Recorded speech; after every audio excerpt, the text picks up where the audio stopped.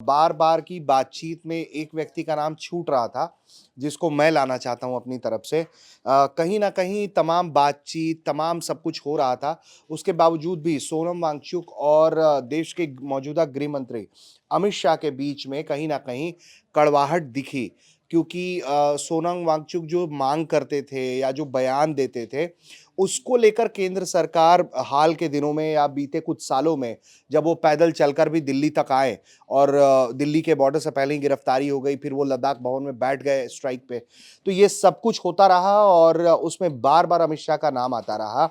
और एक वीडियो है जिसमें वो हवाला ये देते हैं कि अ, अमित शाह ने कहा था कि प्रधानमंत्री भी कहेंगे तो लद्दाख को 6th शेड्यूल नहीं दूँगा।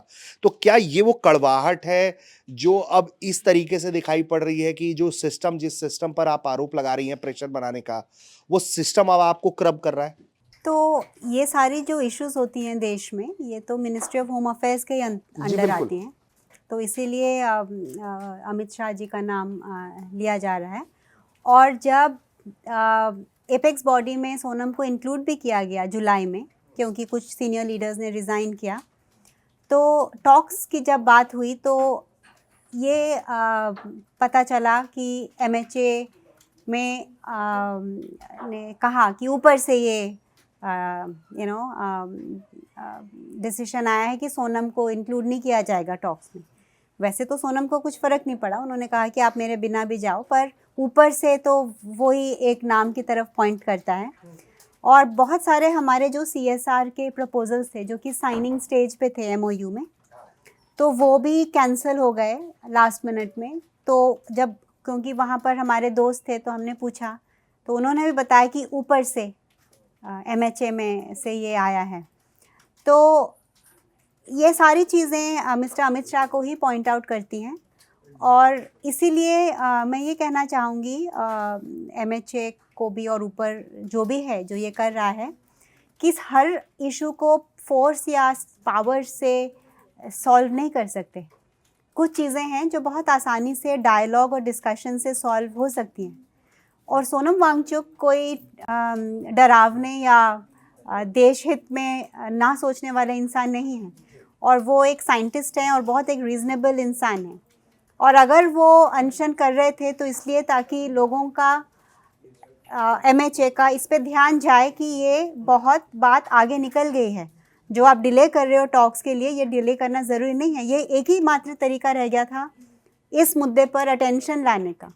लेकिन इसको ऐसे फोर्स यूज़ करके अपने जो डिस्पोजल में पूरी की पूरी मशीनरी है, अलग अलग एजेंसीज़ हैं, वो ही एक तरीका नहीं है जो कि वो हर जगह बाकी जगह यूज़ कर रहे हैं और शायद सफल भी हो रहे हैं, लेकिन यहाँ पर उनको अलग तरीका निकालना होगा।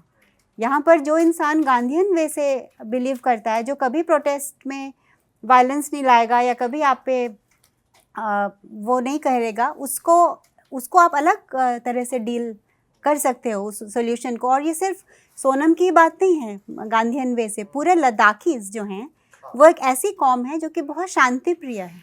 जो प्रोटेस्ट में भी आते हैं तो वो बुद्धिस्ट चैंटिंग करते हैं, वहाँ पर बुद्धिस्ट गाने अपना वो मंत्र चैंटिंग करते हैं।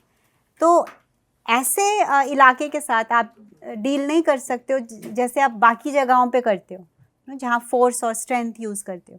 तो ये विजडम होना, डिस्क्रिमिनेशन होना कि किस इलाके को कैसे हैंडल करना है ताकि वो सॉल्व हो चीज़ को, ना कि कितना बड़ा मुद्दा बने। तो ये विजडम शायद एमएचए में जो भी है ऊपर का इंसान, उसको ये सीखना चाहिए और समझना चाहिए कि हर एक मुद्दे को एक ही तरीके से नहीं हैंडल किया जा सकता। कभी सोनम वांगचुक ने आपसे कहा, निजी बातचीत नहीं सही, जो एमएचए के बड़े व्यक्ति हैं या ऊपर से जिनका ऑर्डर आता है, उनके बारे में कभी पॉइंट ऑफ डिस्कशन रहा है आप लोगों के बीच में?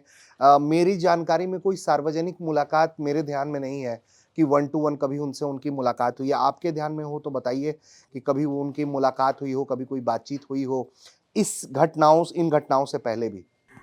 उनसे डायरेक्टली तो नहीं हुई, लेकिन उनके भेजे हुए जो आईबी के ऑफिसर्स हैं, उन्होंने सोनम से डेफिनेटली बात की है।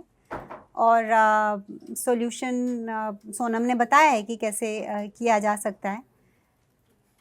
तो हर चीज़ का सॉल्यूशन होता है और हर चीज़ का पीसफुली सॉल्यूशन निकाला जा सकता है, लेकिन उसके लिए पहले चाहिए कि जिसको हम हिंदुइज़्म में पूर्व पक्ष कहते हैं, मतलब दूसरे इंसान को समझना और उसको सहानुभूति के साथ समझना, तो यही इसका सॉल्यूशन हो सकता है, नहीं तो ये बिगड़ता जाएगा ये मामला।